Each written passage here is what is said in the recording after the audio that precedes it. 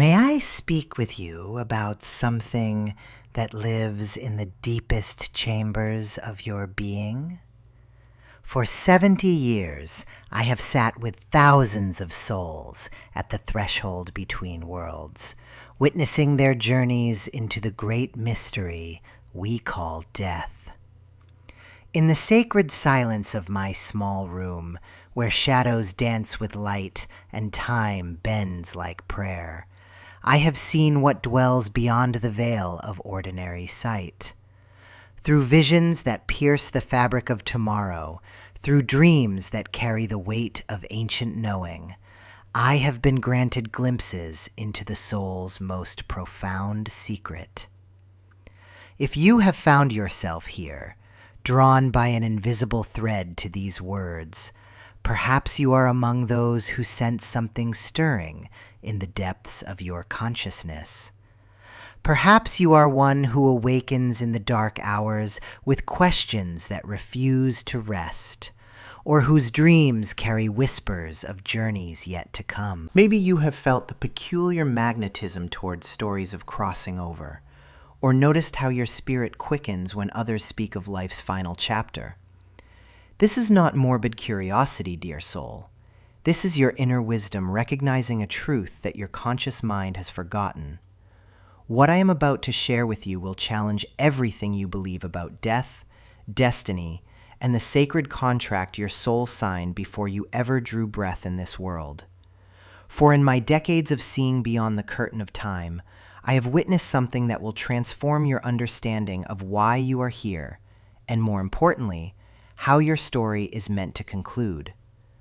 Your soul already knows the path of your departure from this realm, and it chose that path with deliberate intention. This knowledge comes with both gift and burden. To understand the soul's ancient contract with death is to glimpse the profound intelligence that governs your existence. But it is also to face the sobering truth that not all paths are easy, and not all exits are gentle. Some souls choose to leave through triumph, others through tragedy. Some select the quiet fade of old age, while others elect the sudden shock of accident or illness. And this choice, this deliberate selection of how the story ends, is made not in ignorance or punishment, but in the highest wisdom of the soul's purpose. I invite you to stay with me through this sacred conversation, for what we will explore together is rarely spoken in a world that fears death's reality. If you sense that this message carries something essential for your journey, I ask you to subscribe to this channel, not for my sake, but because this ancient wisdom needs guardians in a time when most look away from life's deepest truths. And when we conclude our time together, I will ask you to share in the comments one sign or dream that has whispered to you about your own soul's knowing. These sharings become beacons for others who walk in similar recognition. Consider for a moment the mystery of your birth. You did not arrive on this earth as a blank slate, randomly assigned to circumstances and challenges. Your soul, in its infinite wisdom, surveyed the vast landscape of human experience and selected precisely the lessons, relationships, and yes, even the manner of departure that would serve its highest evolution. This is not fate imposed from outside, but choice made from the deepest intelligence of your being. But why would a soul choose suffering? Why would any consciousness deliberately select a path that includes pain, loss, or sudden ending? Here lies the paradox that confounds the human mind, yet makes perfect sense to the soul's ancient understanding. For the soul does not measure experience by pleasure or pain, comfort or challenge. The soul measures by growth, by learning, by the expansion of love and understanding. And sometimes the most profound teachings come through the very experiences the human personality would avoid. Think of death not as an ending, but as a graduation. Every soul that incarnates into human form comes with a curriculum designed specifically for its evolution. Some souls are here for brief, intense lessons that require only a few years of life. Others need decades to unfold their learning. Still others choose the long, slow journey through old age to master patience, acceptance, and the gradual release of earthly attachments. Each path serves the soul's specific educational requirements. I have seen in my visions how souls gather before birth in councils of profound wisdom, reviewing the possibilities that await them in human form. They examine potential life scripts with the care of scholars studying sacred texts, understanding that each choice will create ripples not only in their own development, but in the lives of every soul they will touch. The manner of death is considered as carefully as the circumstances of birth, for both are gateways that shape the soul's entire human experience. What moves me most deeply is witnessing how souls choose difficult paths out of love for others. I have seen souls volunteer for illnesses that will teach their families compassion, for accidents that will awaken their communities to life's preciousness, for sacrifices that will catalyze change in the world around them. These are not punishments or random tragedies, but sacred offerings made by brave souls who understand that their earthly suffering can become others' spiritual awakening. Yet this understanding comes with a warning. To know that your soul has chosen your path does not mean you should be passive about your life or health. The soul's contract includes not just the destination, but the journey. And that journey requires your full participation, your conscious choices, your engagement with healing and growth. Knowing your soul's plan is not an excuse for fatalism, but an invitation to live with greater purpose and presence. As we begin this exploration together, I want you to breathe deeply and open your heart to possibilities that may stretch your current understanding. We live in a time when death has been sanitized, hidden away, treated as failure rather than transformation.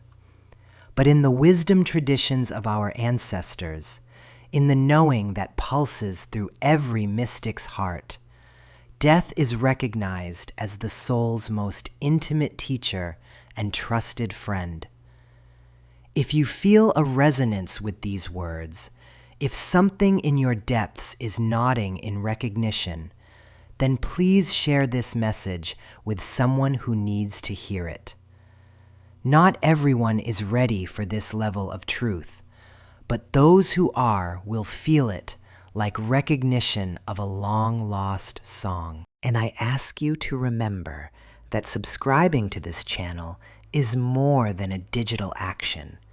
It is a declaration that you are ready to walk the path of deeper knowing, regardless of where it leads.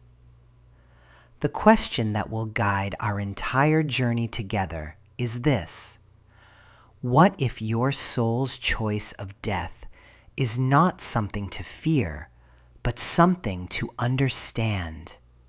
What if recognizing this ancient contract could free you to live more fully, love more deeply, and embrace your human experience with the reverence it deserves? In the sacred silence that follows these words, listen carefully to your inner knowing. Your soul remembers what your mind has forgotten, and it is already whispering the answers you seek. In the sacred silence that follows these words, listen carefully to your inner knowing.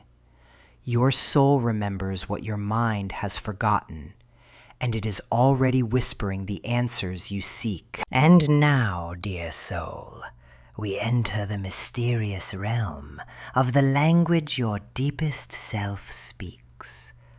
A language older than words, more precise than symbols, yet as subtle as morning mist. For 67 years, I have witnessed the delicate dance between the conscious mind and the knowing soul. And I tell you this truth: your soul has been speaking to you since your first breath, preparing you, guiding you, showing you glimpses of the path it chose before you arrived in this earthly form.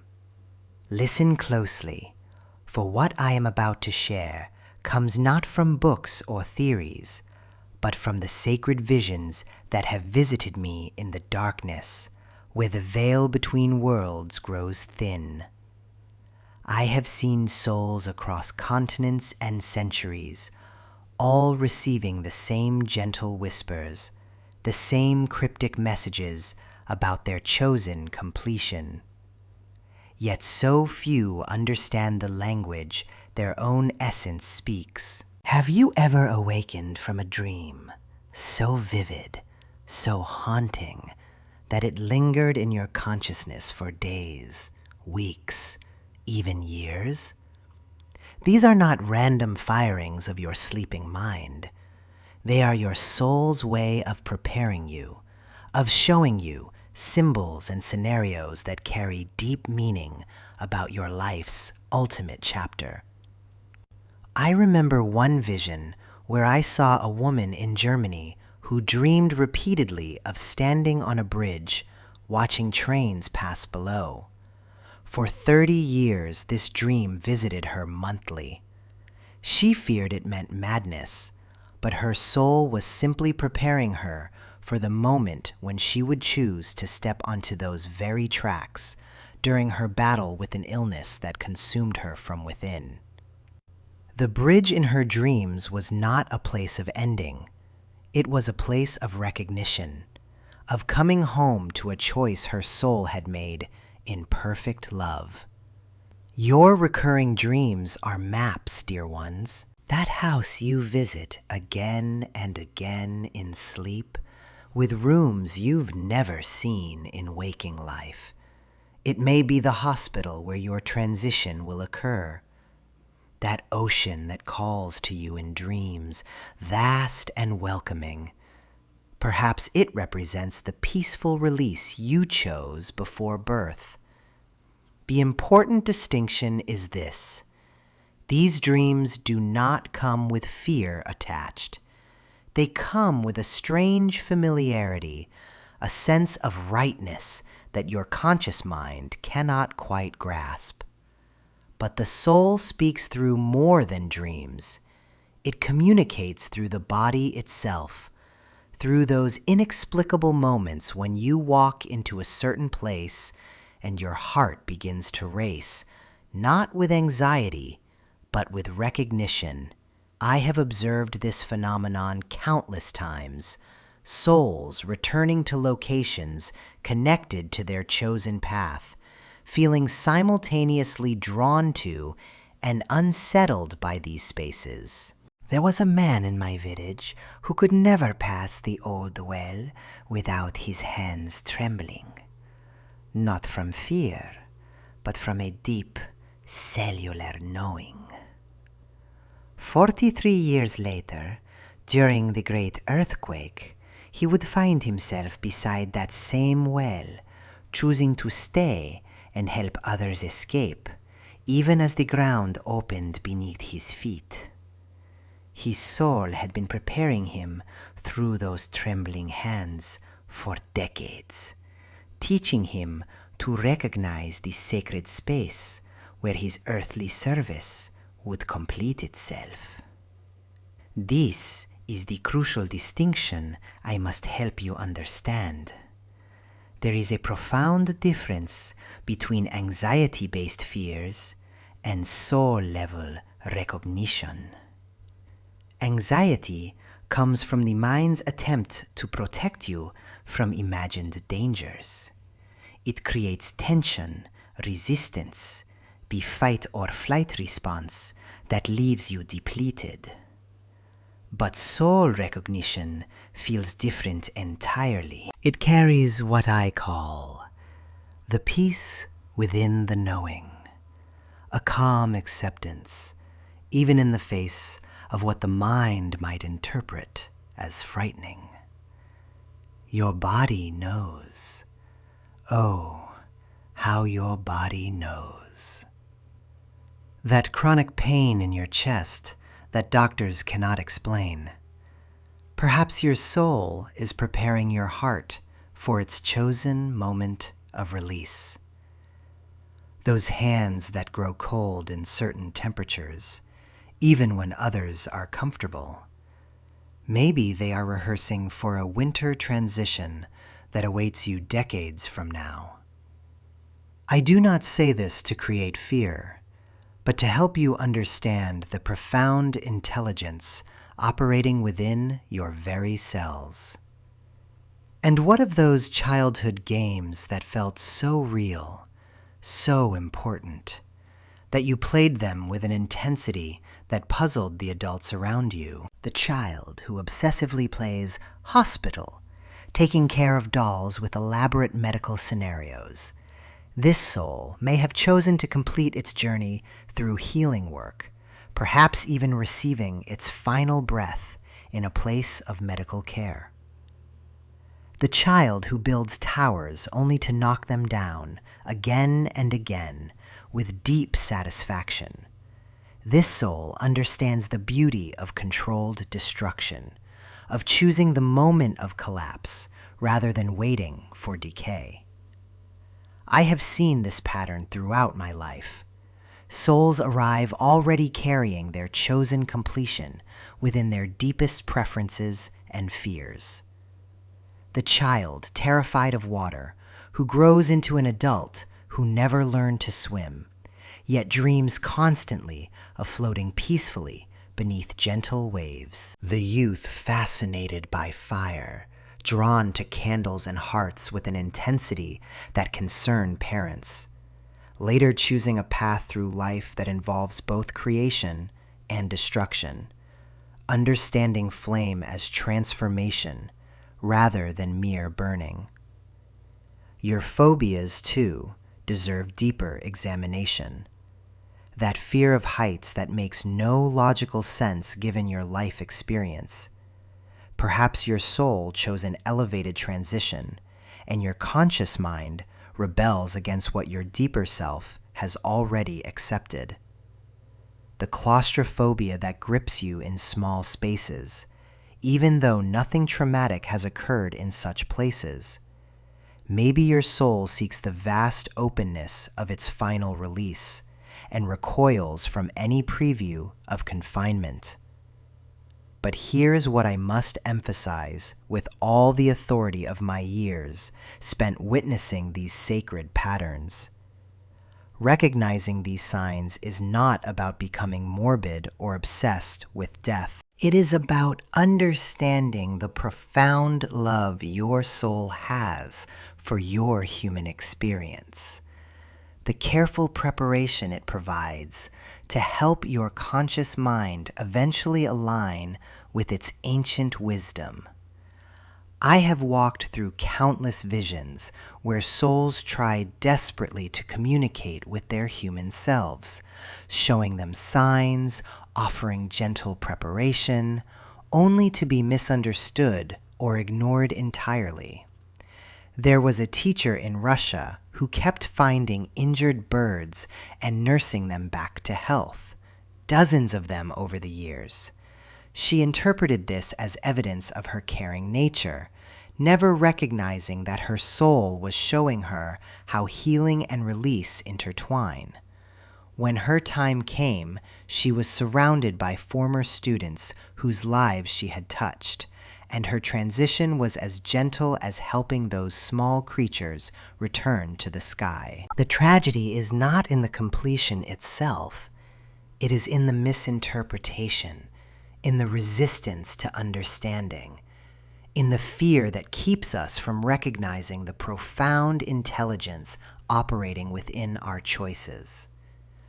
Your soul has been preparing you with infinite tenderness, offering you glimpses, signs, moments of recognition that could transform your entire relationship with mortality. Take a moment now, truly pause, and ask yourself, what patterns have followed you through life? What strange attractions and unexplained reactions have you dismissed as quirks of personality? What dreams visit you with unusual frequency? Your soul has been speaking. The question is, are you ready to listen with the reverence this conversation deserves? If these words stir something deep within you, if you recognize yourself in these patterns, I invite you to share your experience in the comments below. Tell me about a recurring dream or unexplained attraction that has puzzled you. Together, we can begin to decode the gentle language your soul has been speaking all along. I see something shifting in your eyes as you contemplate these dreams, these inexplicable pulls towards certain places or people. Yes, I feel it too. The recognition that your soul has been preparing you, hasn't it? Like an artist sketching the preliminary lines before the masterpiece takes its final form. You know, in my years of witnessing the patterns between worlds, I have come to understand something that may disturb the rational mind, but will comfort the deeper knowing within you. Death is not something that happens to you. Death is something you create. It is your soul's final creative act, its masterpiece, designed with the precision of a master architect who has spent lifetimes studying sacred geometry. Think of a cathedral. When you stand before Notre Dame or Sagrada Familia, do you see chaos? No. You see intentionality. Every arch serves a purpose. Every stone has been placed with mathematical precision. Every beam of light has been considered. Your death is being designed with this same sacred architecture. Not by fate, not by accident, not by some external force of punishment or randomness, but by the deepest creative intelligence within you. I feel some of you pulling back from this idea. The ego whispers, "But I don't want to die. I certainly wouldn't choose it." And here lies the great paradox that few understand. Your ego, your surface mind, fears death because it experiences itself as separate, as fragile, as something that can be lost. But your soul,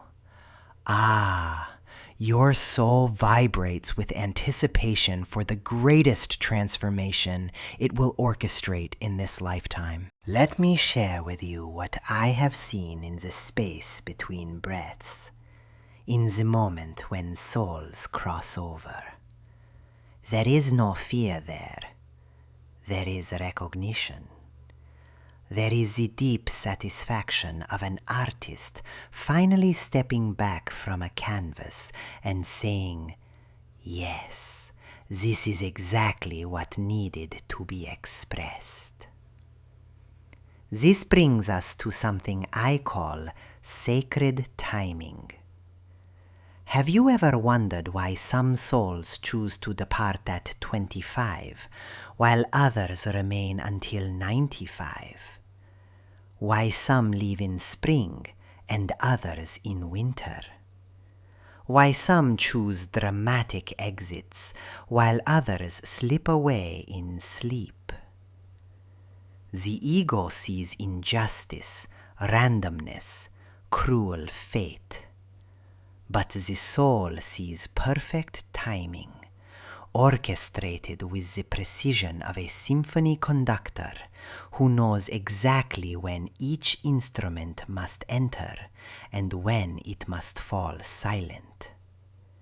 Your soul chose not just how you will transition, but when.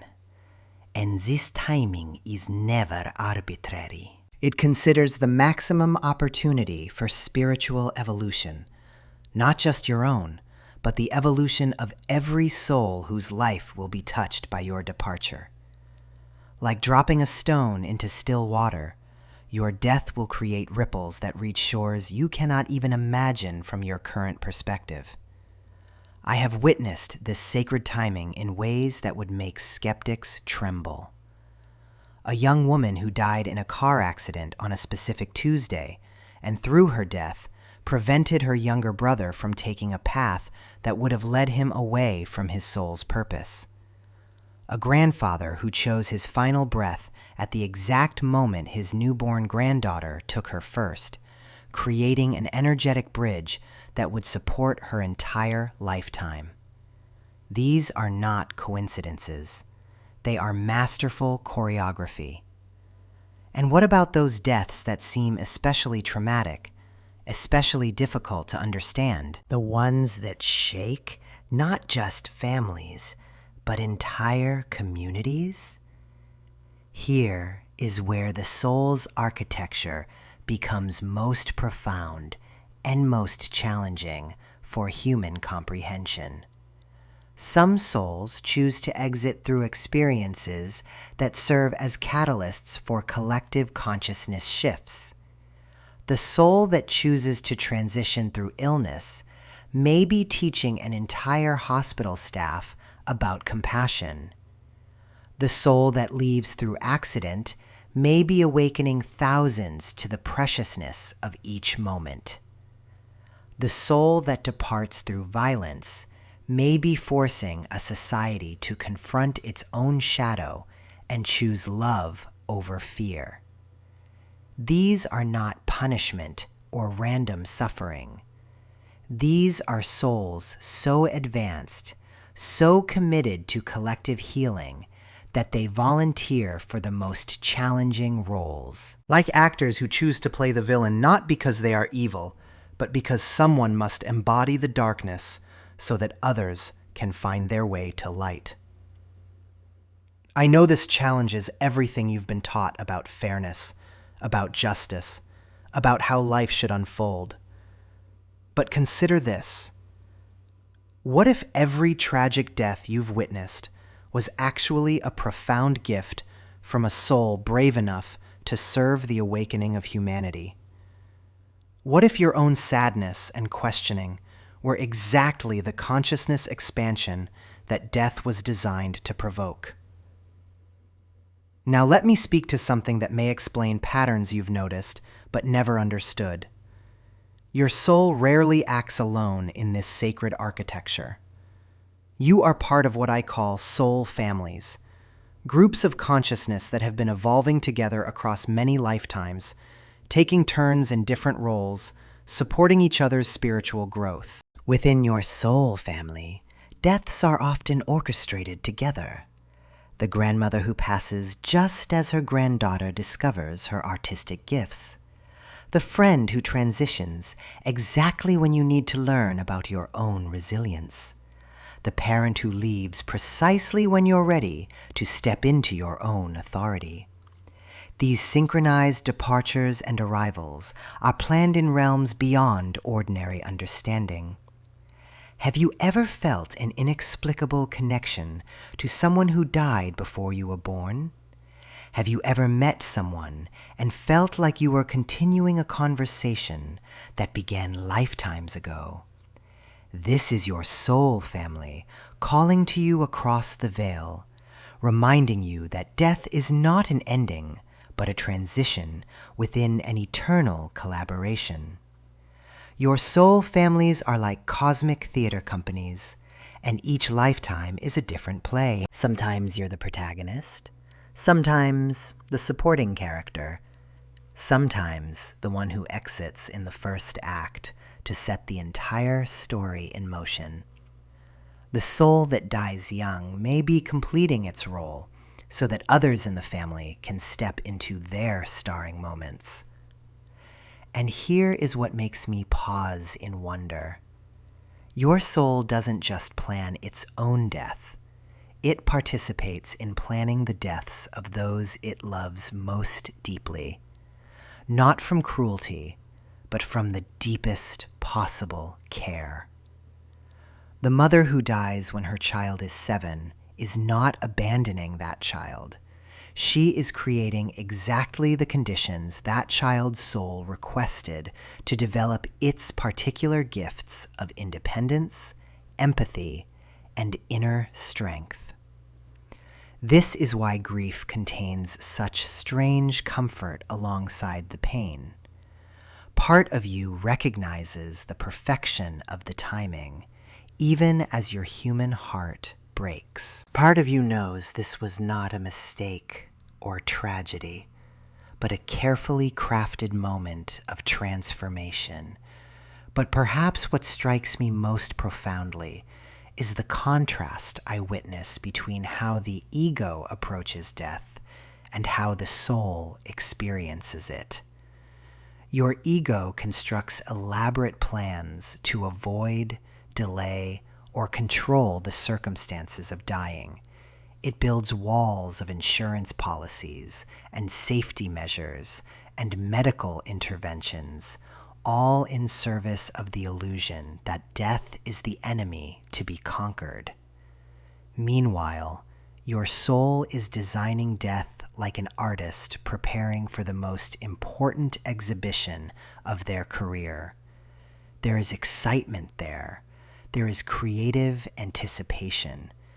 There is the deep satisfaction of knowing that this transition will be the moment when everything you came to express, to learn, to heal, to awaken will be completed. I have been present when souls cross over, and I tell you this, I have never seen regret there. I have seen only recognition, only the profound, ah, yes, this is exactly how it was meant to be. Your soul is not a victim of death. Your soul is the architect of death, designing it as carefully as it designed your birth, your challenges, your gifts, your loves. And when the time comes, not a moment before, not a moment after, but in perfect sacred timing, you will recognize the beauty of what you created. Can you feel your soul stirring as these words reach you?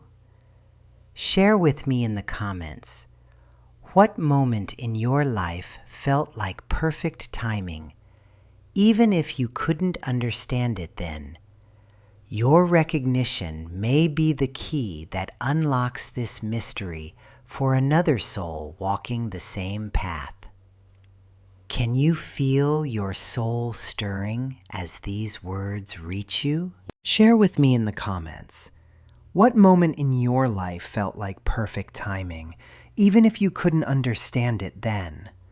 Your recognition may be the key that unlocks this mystery for another soul walking the same path. There are patterns within patterns, dear ones, and as I sit here in this quietude that has been my companion for decades, I must share with you something that may disturb the comfortable stories we tell ourselves about suffering and death. You see, when I witness the threads of destiny unfold, when I see the intricate tapestry of souls choosing their departures, I am struck not by the randomness of tragedy, but by the precise mathematics of spiritual evolution. The soul, you understand, is an eternal student, and death is not graduation, it is curriculum. Imagine, if you will, a vast university of consciousness where souls enroll for lifetimes of learning. Some choose gentle courses, a peaceful passing in sleep surrounded by love, but others sign up for the advanced seminars, the intensive programs that compress decades of spiritual growth into moments of profound surrender.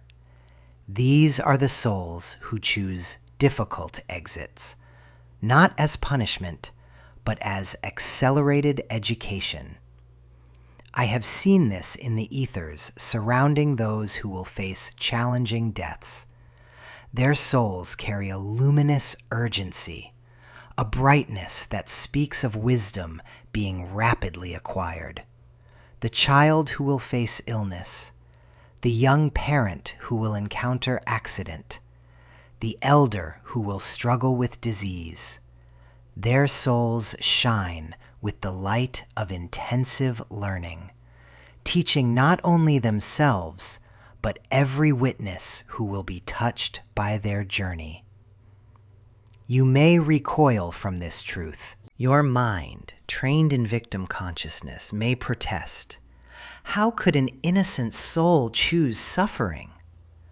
But victim consciousness sees only the surface story, the apparent tragedy. Soul consciousness sees the deeper curriculum, the advanced spiritual education happening beneath the veil of earthly drama. Let me share something that came through the mists of time during one of my deep states. I witnessed a soul preparing for incarnation, reviewing potential exit points with what I can only describe as celestial advisors. This soul examined lifetimes of unresolved patterns, ancient debts of experience that required completion. Show me, the soul requested, the path that will clear the deepest karma in the shortest time. What unfolded was a life that would end in apparent tragedy, but from the soul's perspective, it was the most efficient route to liberation. This is karma completion, not the popular misunderstanding of karma as cosmic punishment, but karma as the soul's own curriculum of cause and effect, choice and consequence, played out across lifetimes until perfect understanding is achieved. Sometimes this completion requires dramatic circumstances, profound challenges that strip away all illusions and reveal the soul's true, indestructible nature. Have you ever noticed how those facing death sometimes display inexplicable peace, even joy, in their final days? The family is distraught, the mind cannot comprehend, but the soul is celebrating. It recognizes the approaching completion, the moment when lifetimes of learning will crystallize into pure knowing. But here is where the pattern becomes even more intricate, more breathtaking in its design. Many souls choose difficult deaths, not only for their own evolution, but as profound gifts to humanity's awakening. They volunteer, yes, volunteer, to incarnate as catalysts, as lightning rods for collective transformation. Think of those deaths that change everything. The young life lost to violence that sparks a movement for peace. The public figure whose struggle with illness opens conversations about compassion. The tragic accident that brings a community together in unprecedented unity. These souls understood before incarnation that their departures would serve as wake-up calls for sleeping consciousness, as sacred disruptions in the comfortable numbness that keeps humanity from evolving. I have witnessed this volunteer consciousness in the energy fields of those who will die in ways that capture public attention. Their souls carry a quality I can only describe as deliberate service, a willingness to transform their personal transition into collective teaching. They understand that sometimes humanity learns more from how someone dies than from how they lived. Yet here we must be careful, for there is a delicate line between recognizing soul-level choice and falling into spiritual bypassing of genuine grief and injustice. The soul's choice does not negate the human experience of loss, does not minimize the work we must do to create more compassionate systems, does not excuse us from responding to suffering with action and care. When I observe the souls of victims of war, of systemic violence, of neglect, I see both layers simultaneously. The soul's brave choice to incarnate into challenging circumstances as part of its curriculum, and the very real human suffering that demands our response, our healing presence, our commitment to justice. Both truths coexist without contradiction when viewed from the soul's eternal perspective. Here is something that may surprise you, something I have observed in the deeper visions. The manner of death often mirrors unresolved patterns from previous incarnations. The soul that dies by water may have lived lifetimes avoiding emotional depth, requiring now the ultimate surrender to flow.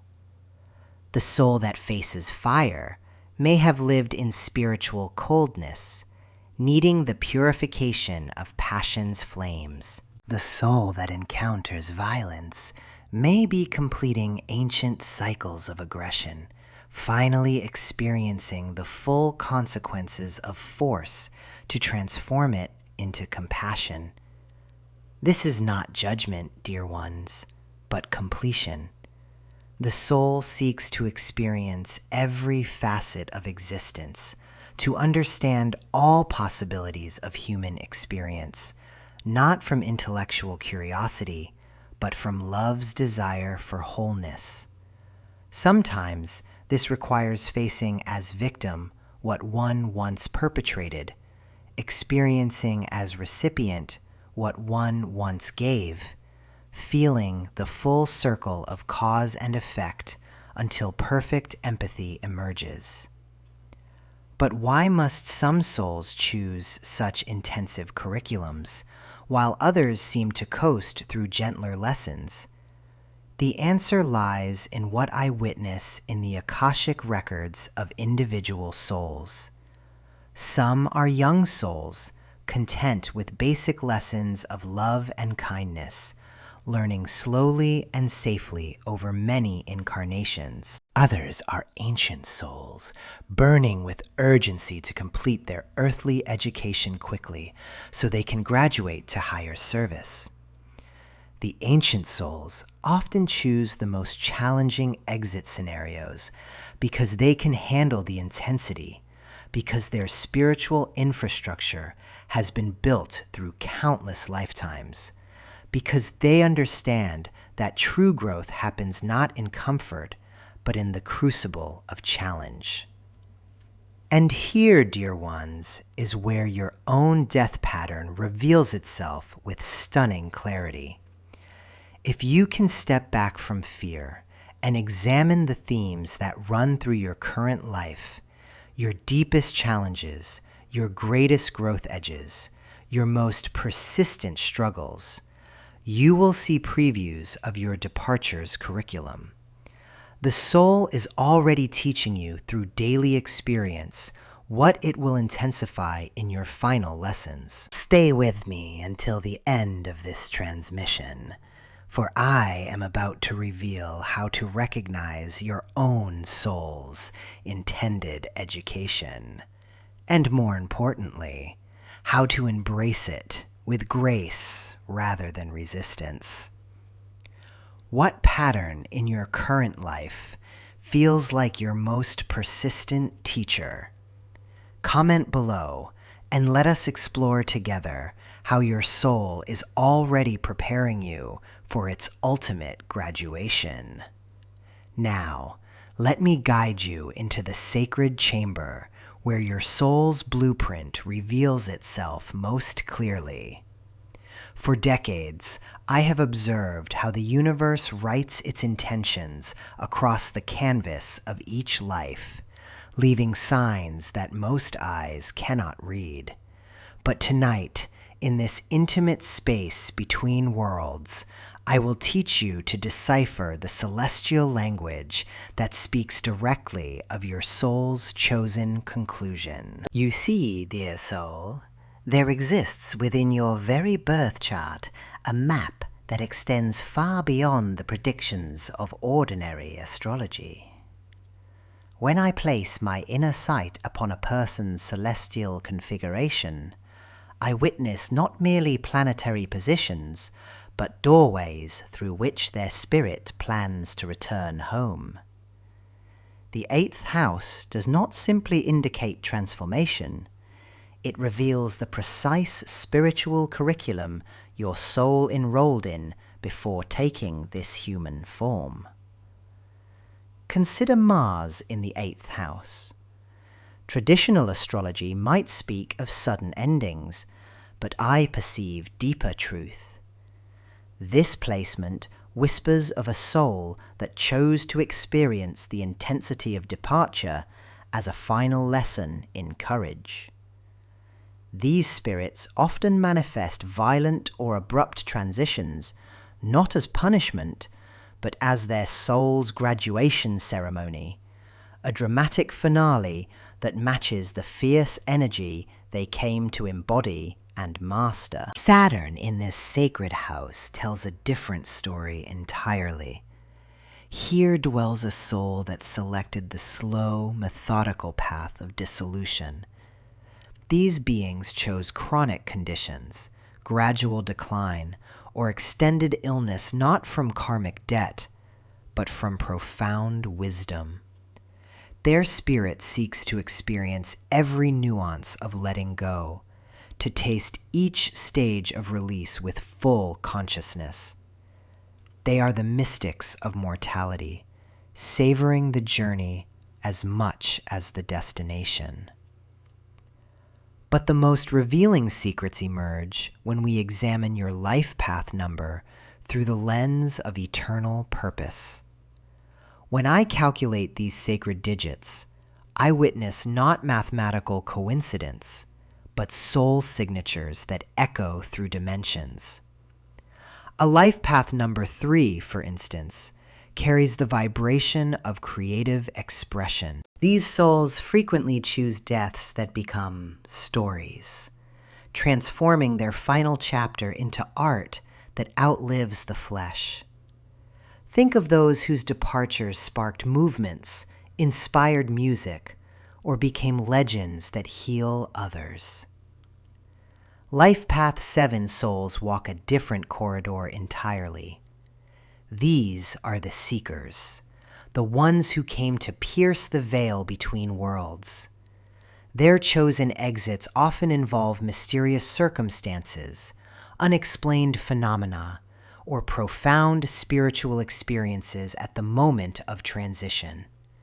They depart not through ordinary means, but through doorways that leave witnesses questioning the nature of reality itself. Now, observe the themes that weave through your earthly experience like golden threads through darkness. Have you noticed how certain patterns persist despite your efforts to change them? These are not obstacles, dear one. They are rehearsals. Your soul orchestrates these repetitions to prepare you for its ultimate performance. If relationships consistently end with abandonment themes, your spirit may be preparing for a solitary departure, teaching you that true connection transcends physical presence. If you repeatedly face situations requiring sudden decisions under pressure, your soul might be training for an exit that demands split-second surrender. If health challenges visit you cyclically, your being could be accustoming itself to the rhythms of bodily limitation, preparing for the final release from physical constraints. I have witnessed this pattern countless times in my years of seeing. A woman came to me, tormented by recurring dreams of drowning.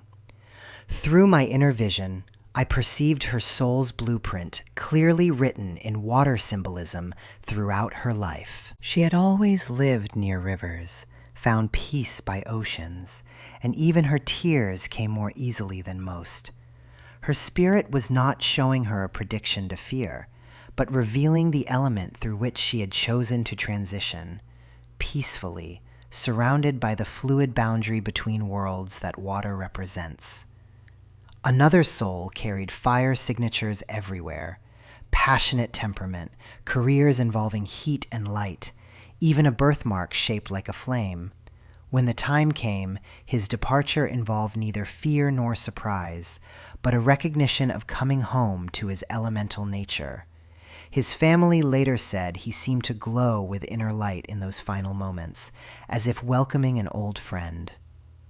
But perhaps the most profound indicator lies in what I call unfinished soul business, those persistent themes that feel larger than personal psychology. Some spirits incarnate with specific missions that must reach completion before departure becomes possible. These are not debts to be paid, but gifts to be delivered. I once encountered a teacher whose every relationship involved healing others' relationship with learning. Even casual conversations became tutorials. Her soul's business involved demonstrating that knowledge could be transmitted with love rather than judgment. Only after this gift had reached sufficient recipients could her spirit consider its earthly work complete. Here lies the sacred paradox. The very experiences you resist most strongly often contain your soul's intended preparation for its chosen exit. The claustrophobic person whose spirit selected confinement as a departure method. The control-oriented individual whose soul chose circumstances requiring ultimate surrender. The deeply social being whose spirit picked solitude for its final journey. Your current challenges are not random suffering, but spiritual calisthenics designed by your own eternal wisdom. Each difficulty strengthens precisely the spiritual muscles you will need for your chosen transition. Fear teaches courage. Loss teaches letting go. Pain teaches transcendence. Confusion teaches trust in the unseen. Now, let me offer you a practice to decode your own soul's blueprint. Tonight, when silence settles around you, place your attention on the 3 most persistent themes in your life, not the surface events, but the deeper patterns beneath them. What spiritual quality does each theme seem to be developing within you? What strength is being forged in the fire of these experiences? Next, examine your relationship with endings. How do you conclude chapters in your life? Do you drag out farewells or cut cleanly? Do you seek closure through explanation or through acceptance of mystery? Your habitual patterns of ending reveal your soul's preferred style of ultimate departure.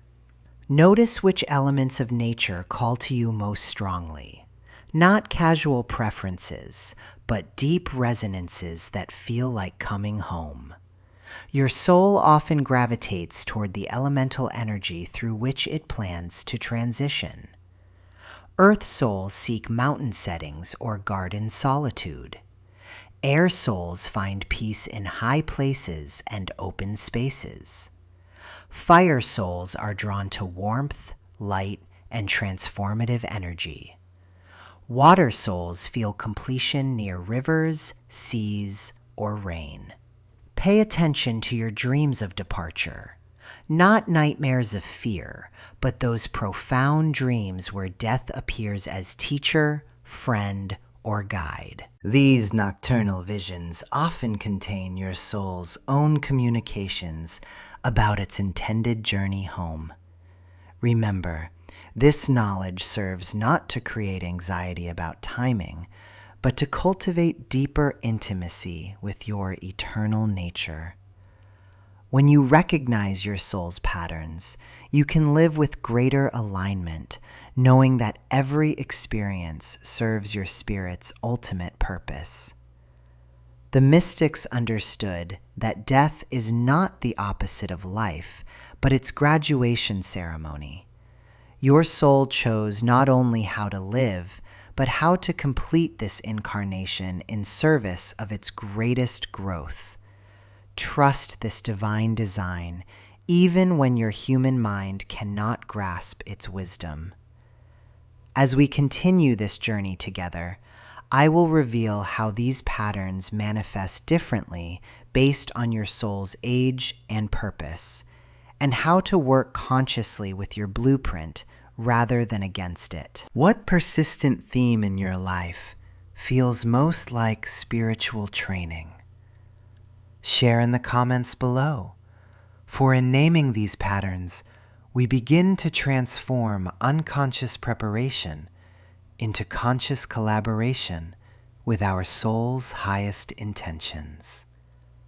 Now, my dear seekers, we approach perhaps the most beautiful mystery of all, the sacred paradox where destiny meets choice, where your soul's ancient plan encounters the transformative power of your awakening consciousness. In my years of seeing beyond the veil, I have witnessed something extraordinary. Souls who discover they can rewrite their death story, not through escape or denial, but through the profound alchemy of spiritual evolution. Listen carefully, for this understanding could change everything about how you approach your remaining time in this sacred vessel you call your body. Your soul chose its departure blueprint before you drew your first breath in this lifetime. Yes, but here lies the magnificent paradox. That same soul continues to evolve throughout your earthly journey. When consciousness expands, when love deepens, when forgiveness becomes your living prayer, the soul gains access to what I call the revision chamber, a sacred space where destiny can be lovingly transformed. I have seen this countless times in my visions. A soul contracts to experience a violent departure, perhaps to balance karma or complete a specific learning. But through years of dedicated spiritual work, deep healing, and service to others, that same soul evolves to a frequency where such harsh teachings are no longer necessary. The universe, in its infinite compassion, offers gentler alternatives while still honoring the original spiritual purpose of the transition. Think of it this way.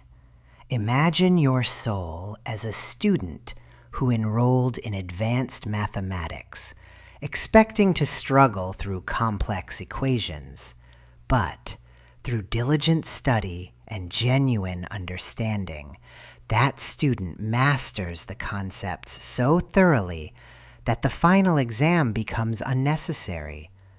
The learning is complete. The harsh test is transformed into a gentle celebration of knowledge gained. But here is what most do not understand about this sacred revision process.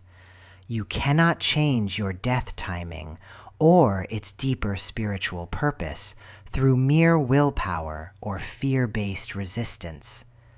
The universe operates on frequencies of love, not on the desperate bargaining of the ego. True transformation happens only when your soul genuinely outgrows the need for its original harsh lesson. I remember a vision of a woman whose soul had chosen a slow, degenerative illness as her departure path. The spiritual purpose was clear: to teach her family about unconditional love, patience, and the preciousness of each moment together. But this woman dedicated her life to serving others with such profound compassion, healing so many childhood wounds, and cultivating such deep peace within herself that her soul's learning accelerated dramatically. When her time approached, instead of the prolonged illness, she experienced what appeared to be a sudden but peaceful heart event during meditation. Her family gathered around her as she smiled, whispered words of blessing, and gently released her breath. The original spiritual purpose, teaching her family about love and presence, was fulfilled, but through joy rather than suffering. Her soul had graduated early, you might say, and chose a gentler path home. But why, you might wonder, do some souls resist such transformation? Why do they cling stubbornly to difficult death patterns, even when presented with opportunities for revision? The answer lies in the complex relationship between soul wisdom and human psychology. Some souls are what I call warrior graduates. They have incarnated specifically to master the most challenging spiritual lessons, and they wear their difficult paths like badges of honor. These souls often resist gentler alternatives because they believe, at the deepest level, that easy paths lack the transformative power they seek. Others remain attached to their suffering patterns because they have not yet learned to distinguish between healing and identity. They confuse their pain with their purpose, their wounds with their worth. To release the difficult death path would mean releasing what they believe makes them spiritually special or significant. And then there are souls who resist revision because they carry ancient guilt or shame that makes them feel unworthy of gentler treatment. They have convinced themselves that they deserve punishment, that redemption can only come through suffering. These souls require the most compassionate intervention. They need to learn that true spiritual growth happens through love, not through self-inflicted pain. The key to working consciously with your soul's death blueprint lies in understanding this fundamental truth. You cannot change your path through resistance, but you can transform it through transcendence. Every act of genuine forgiveness, every moment of authentic service to others, every breakthrough in self-love creates what I call frequency shifts in your soul's energy field. These shifts accumulate over time, like drops of pure water slowly filling a sacred vessel. When that vessel reaches a certain level of clarity and light, your soul gains access to alternative timelines, gentler ways to fulfill its original spiritual contracts while still honoring its deeper purpose. I have witnessed souls who were destined to die in accidents suddenly finding themselves guided away from dangerous situations, not through coincidence, but through their heightened spiritual sensitivity. I have seen others who were meant to battle illnesses instead discover that their bodies respond miraculously to healing when their consciousness reaches sufficient elevation. But remember, beloved souls, this transformation is never about avoiding your spiritual lessons.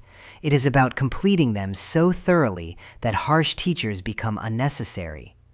A soul that learns unconditional love through service no longer needs to learn it through loss. A soul that masters forgiveness through conscious practice no longer requires betrayal as a teacher. The most profound cases I have witnessed involve souls who dedicated themselves completely to healing their family lineages. These souls took on the conscious work of transforming generational patterns of trauma, addiction, or violence. Through their dedication, they not only changed their own death trajectory, but created ripple effects that altered the paths of their children and grandchildren. One such soul I observed was born into a family with a tragic pattern of young men dying violently. His soul had originally contracted to continue this pattern, to experience the same fate as his father and grandfather. But he dedicated his life to understanding the roots of this family curse, healing the anger and pain that had been passed down through generations. Through years of therapy, spiritual practice, and conscious forgiveness work, he transformed not only his own energy, but the entire family field. When his natural departure time approached, instead of violence, he experienced a peaceful transition, surrounded by the family he had helped heal. His death became a celebration of transformation, rather than another tragic repetition of old wounds. This is the ultimate paradox of choice within sacred destiny.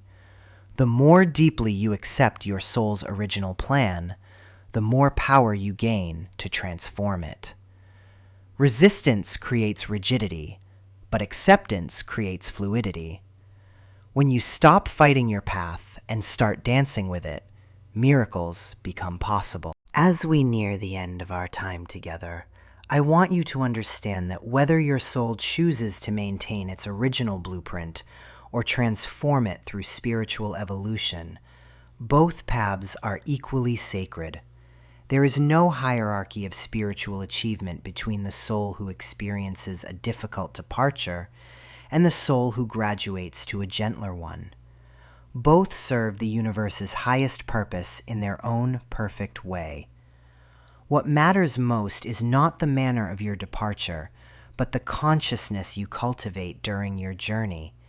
Every day you choose love over fear, forgiveness over resentment, service over self-interest.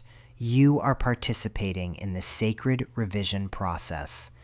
You are collaborating with your soul's highest potential and opening doorways to possibilities beyond your current imagination. What spiritual practice or healing work has created the most profound shift in your consciousness?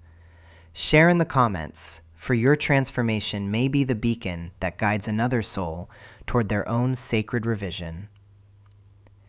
And if this understanding has touched something deep within you, please share this message with someone who is struggling with their path. Sometimes we need permission to believe that our destiny is more fluid than we ever dared imagine. Now, my dear ones, we arrive at perhaps the most sacred threshold of all, the transformation of our deepest fear into our greatest teacher. You see, when the soul whispers its death pattern to your consciousness, it is not delivering a curse, but offering you the most precious gift imaginable, the opportunity to live and die consciously. I have walked with thousands through this revelation, and I tell you this: those who embrace their soul's chosen path with awareness become the most luminous beings I have ever encountered. They stop wasting precious energy fighting windmills and begin to channel their life force into what truly matters. They become alchemists of existence itself. But let me be clear about something that troubles many who first receive this understanding. There is a vast difference between morbid preoccupation and sacred preparation. The soul that constantly rehearses death scenarios, that becomes paralyzed by knowing, has missed the point entirely. The gift is not in the knowing itself. It is in the transformation that knowing creates. Think of it this way. A master gardener does not spend his days obsessing over winter's inevitable arrival. Instead, he uses the knowledge of seasons to plant wisely, to harvest fully, to prepare the soil for the cycle ahead.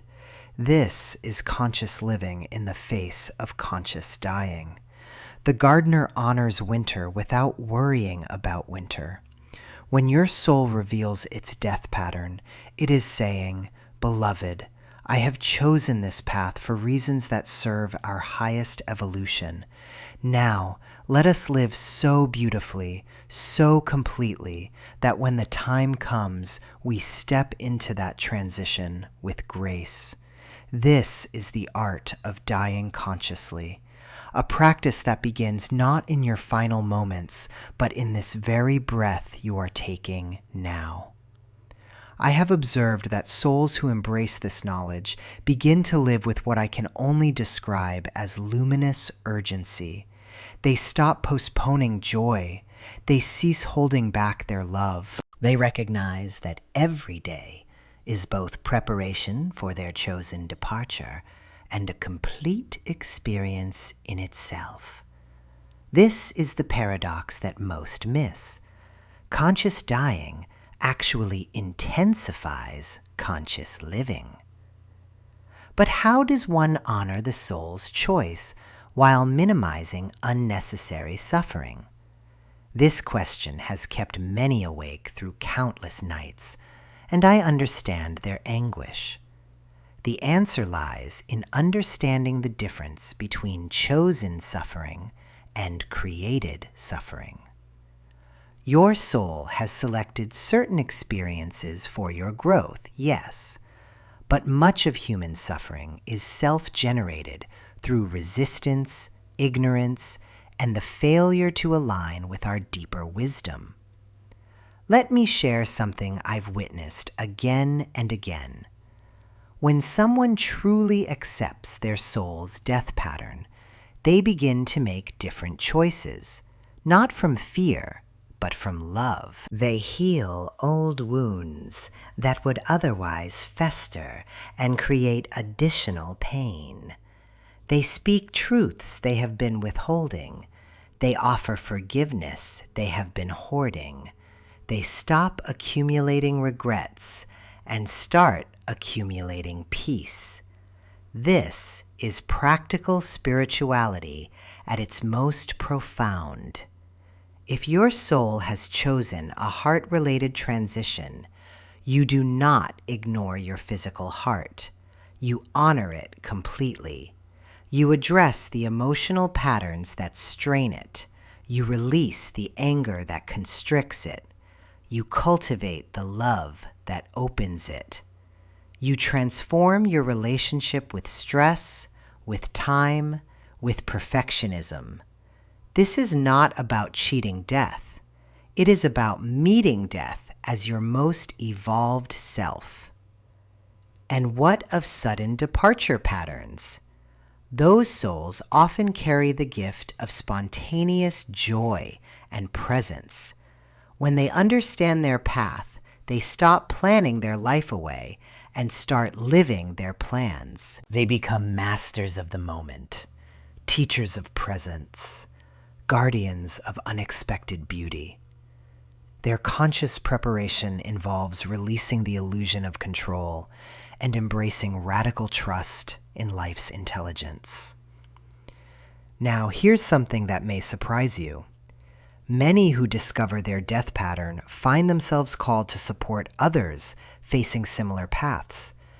This is not coincidence. The soul that has made peace with its own departure often becomes a bridge between worlds, a comforter of the transitioning. They develop what I call midwifery consciousness, the ability to help others birth themselves into whatever comes next.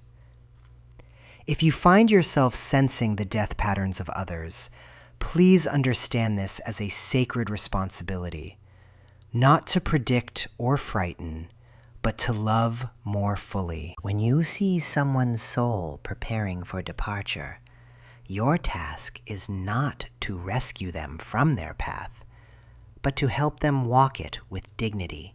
Sometimes this means encouraging them to speak what they've been afraid to say. Sometimes it means simply being present to their fear without trying to fix it. I remember a woman who came to me, terrified because she kept seeing her mother's death in dreams. "Must I tell her?" she asked. "How can I burden her with this knowledge?" But when we explored deeper, we discovered that her mother's soul was actually calling for connection, for completion, for the chance to prepare consciously. The daughter's visions were not a curse, but an invitation to deeper intimacy in whatever time remained.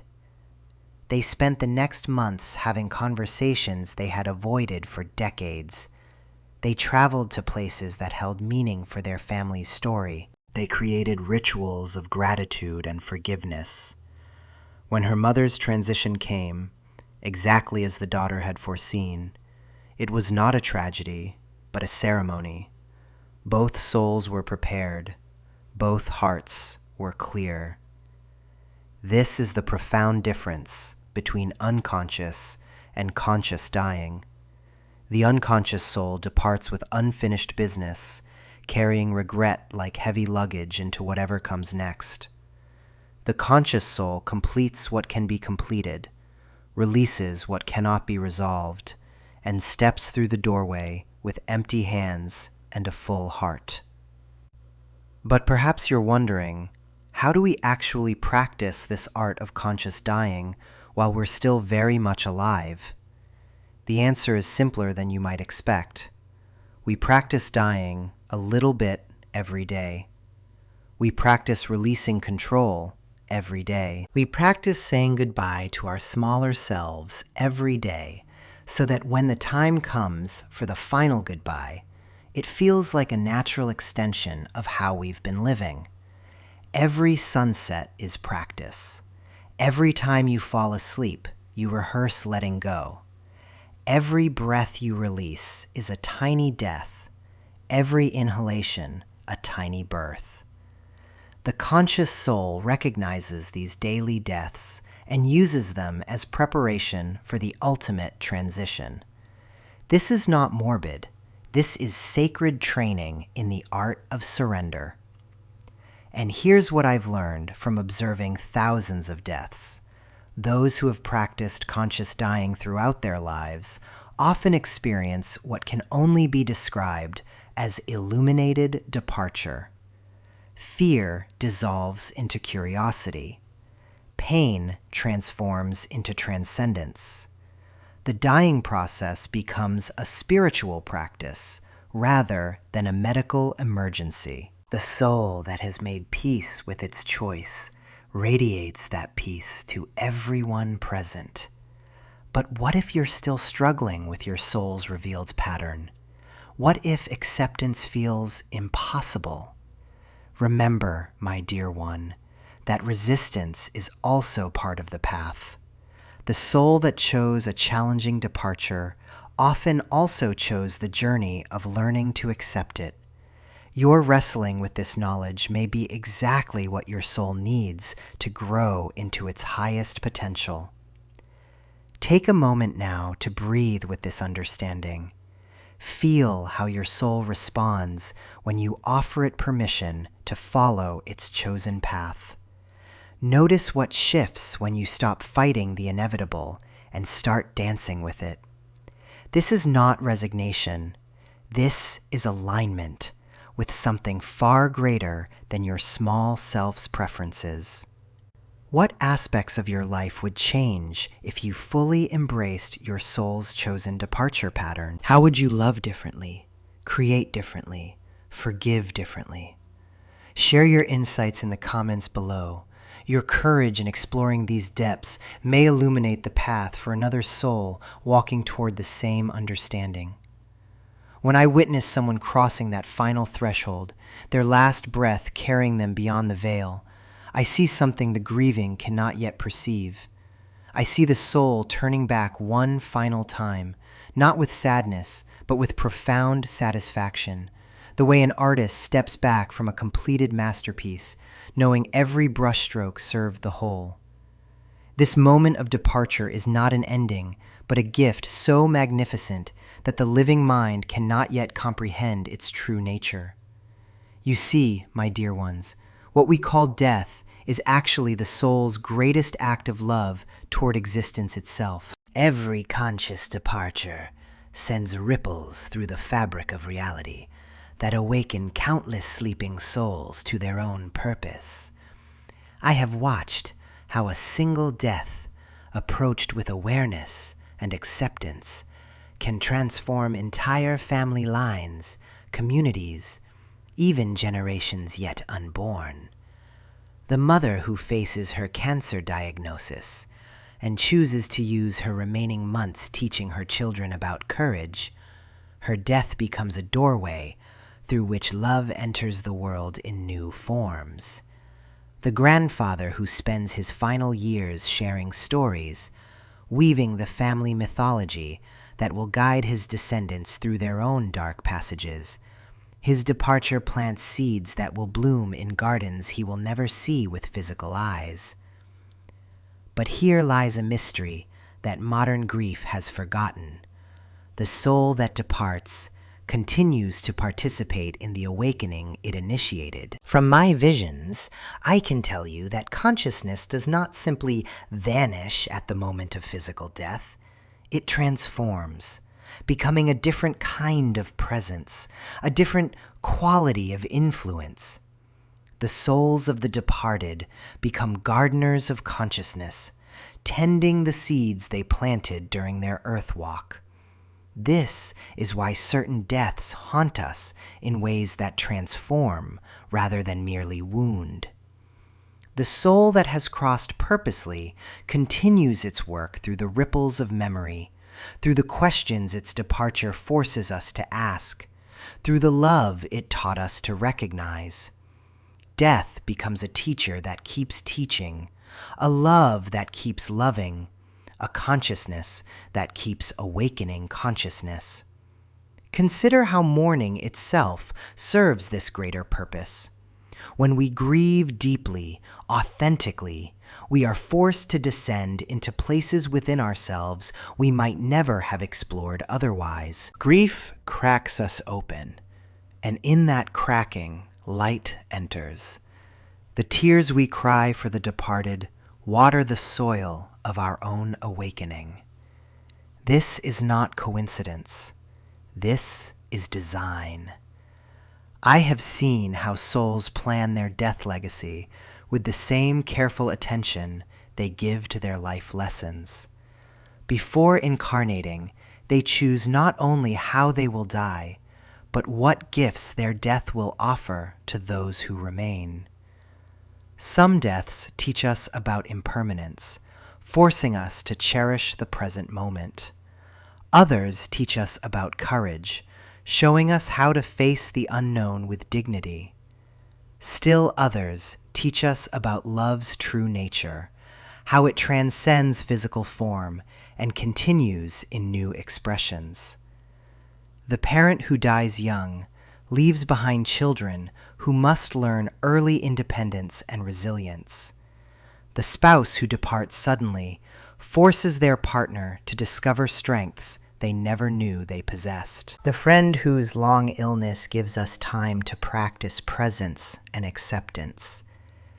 Each departure is crafted to serve not just the soul's own evolution, but the evolution of all consciousness it touches.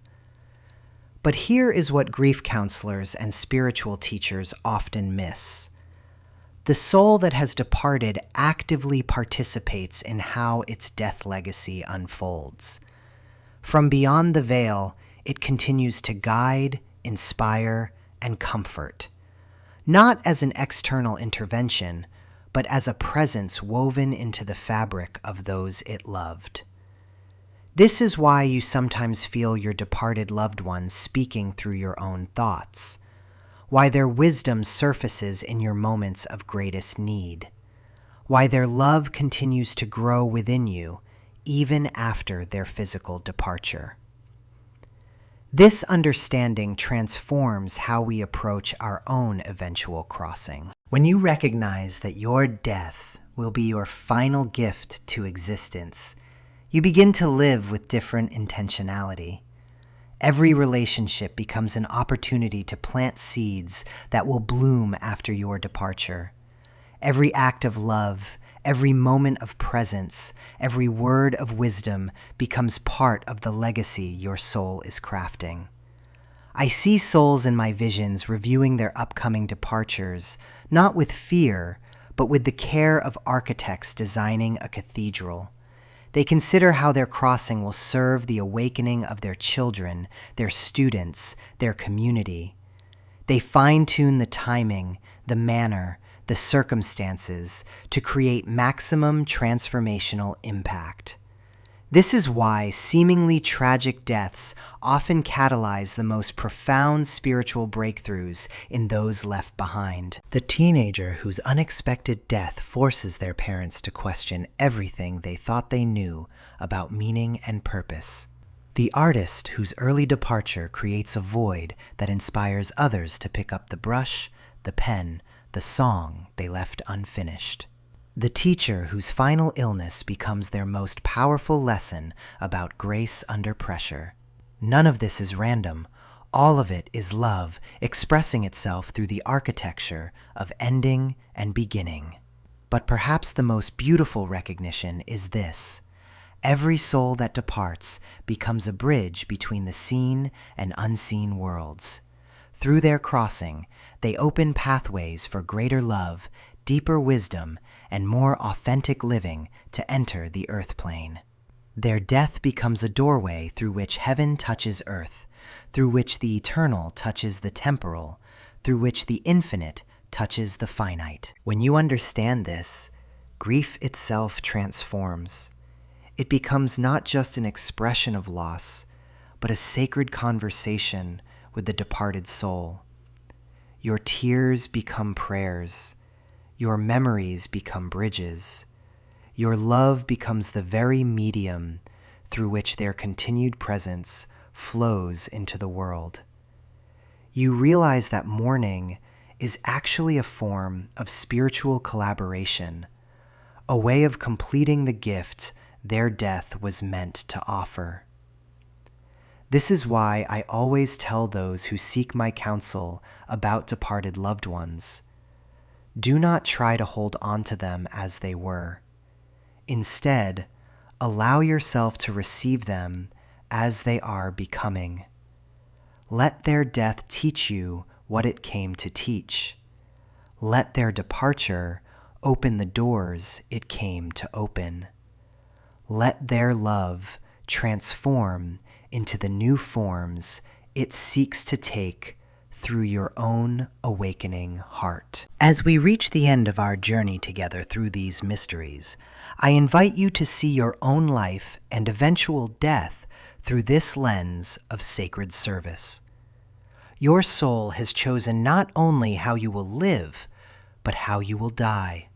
And both choices are expressions of the same infinite love seeking to know itself through countless forms. What legacy is your soul crafting through the life you are living now? What gifts is your eventual departure designed to offer? How might recognizing this change the way you love, create, and serve in your remaining time on Earth? In the comments below, share what resonates most deeply with your soul's knowing about death and love and the eternal dance between them.